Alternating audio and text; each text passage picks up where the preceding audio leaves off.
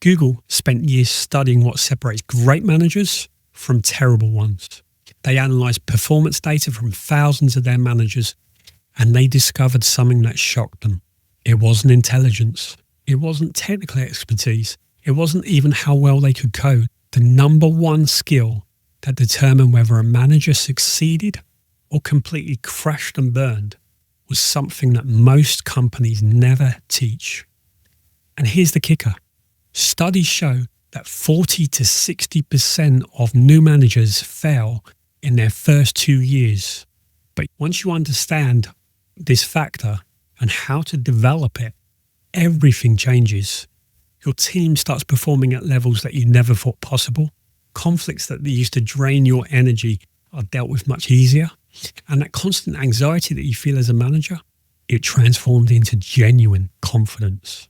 So what is this skill that Google discovered? And more importantly, you develop it fast before you lose your team. Stay with me, because in the next 12 minutes, I'm going to break down Google's research, show you exactly what this skill is, and give you 3 specific strategies that you can use starting today to master it. Before I reveal what this skill is, you need to understand how Google discovered it, because the story itself will change how you think about management and your job as a manager forever. Back in 2002, Google's executives had a theory. They thought, we're all smart engineers. Think about it. These are some of the brightest people on the planet. Why do they need a manager looking over their shoulder? So Google did what Google does best. They tested it. They removed all managers. It was a disaster. Within months, the founders were drowning in requests and employees were complaining about a lack of support and guidance. So Google launched Project Oxygen, a massive study to understand what actually makes managers' effectiveness. They analyzed 10,000 observations across 100 variables, looking at everything from performance reviews to how much time managers spent coding. The results shocked them. Good managers weren't just helpful, they were essential. But it wasn't technical skills that mattered the most. And then years later, they launched Project Aristotle, a study into what makes teams effective. They analysed 180 teams, looking at team composition, individual skills, educational backgrounds, even personality types. But here's what blew their minds. It wasn't who was on the team that mattered. That's what they thought they were going to find.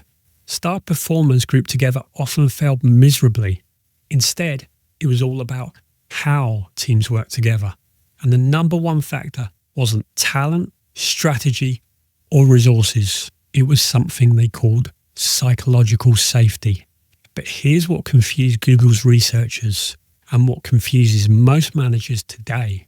Most managers think they know what psychological safety means, but often they're wrong. Most managers think psychological safety means being nice to people or making everyone feel good, but that's not it at all. Psychological safety, according to Harvard Business School's Amy Edmondson, who pioneered much of this research, is the belief that you can speak up without risk of punishment or humiliation. It's not about comfort, it's about candor. Let me give you one of the most haunting examples of what can happen without psychological safety. So it's 1977, Tenerife Airport. 2 Boeing 747s are about to collide on the runway. The co-pilot sees what's happening. He knows that an accident's about to happen, but he doesn't speak up forcefully enough to challenge the captain. 583 people died because one person wouldn't speak up. Now picture your last team meeting. How many times has someone in your team spotted a critical error, had a better idea, or knew something was going wrong, but stayed silent? This isn't about hurt feelings. This is about business results. When your team doesn't feel safe to speak up, you're flying blind into that. Google's research revealed that sales teams with high psychological safety exceeded their targets by 17%, while teams with low psychological safety fell short by up to 19%. That's a 36% performance gap. And it's not just about sales. Amy Edmondson's research shows that teams with psychological safety have better performance, lower burnout, and in healthcare settings, they have even lower patient mortality. So if this skill is so powerful, why do so many managers still fail at creating it? Because most managers accidentally destroy the very thing they're trying to build. Here are the 3 deadly mistakes. Mistake number 1 is the authority trap. This is when you think, I'm the manager, so I need to have all the answers. You feel pressure to be the smartest person in the room. So when someone brings you a problem, you immediately jump to the solution. When they share an idea, you explain why it won't work. What happens? Your team stops bringing you problems. They stop sharing ideas. They learn that your role is to have answers, not to explore questions together. I worked with a manager who did this for months. His team called him the Oracle behind his back, and not in a good way. They felt stupid around him. Innovation died. Mistake number 2 is the perfection prison. This is where you only celebrate successes and you treat failures like dirty secrets that should never be mentioned. But here's what Google discovered. Their best teams actually fail more often than their worst teams. Not because they're bad, but because they're trying harder things and learning faster. I saw one team miss a crucial deadline. The manager was furious. But buried in that failure could have been a discovery of a completely better approach that saved them 6 months on the next project. But that learning never happened because everyone was too busy being ashamed. Mistake number 3 is the listening lie. You say, my doors are always open and I want to hear from everyone. But your actions tell a different story. When someone brings you bad news, you furrow your brow. When they challenge your idea, you get defensive. When they admit a mistake, you ask, how did this happen? Research shows that when our words and our body language don't match, people trust non-verbal cues. Your team's reading you like a book, and the book says, don't tell me anything that will stress me out. These mistakes are why most managers create fear instead of safety. But here's how Google's best managers do it differently. Google's top managers use 3 specific strategies. I'm going to give you the exact words to use. Strategy number 1 is the curiosity question. Instead of jumping to solutions or judgment, you ask, help me understand what's happening. Not, why did this fail? Not, what went wrong? But help me understand what's happening. Those 6 words create space for truth without judgment. They signal that you're genuinely curious, not looking to assign blame. Try this. Next time someone brings you a problem, take a breath and say, help me understand what's happening. Then actually listen to the answer before you respond. Strategy number 2 is the failure celebration. Google's best teams hold weekly failure parties where team members share what didn't work and what they learned. The magic isn't in failure, it's in making learning from failure normal, expected, and even celebrated. Start your next team meeting with this question. What's something that didn't go as planned this week, and what did we learn from it? You go first. Share one of your own mistakes. Show them it's safe. Strategy number 3, the response pattern. When someone brings you difficult news, use this pattern. Listen, acknowledge, ask, act. Listen. Actually listen. Don't interrupt. Don't formulate your responses while they're talking. Acknowledge.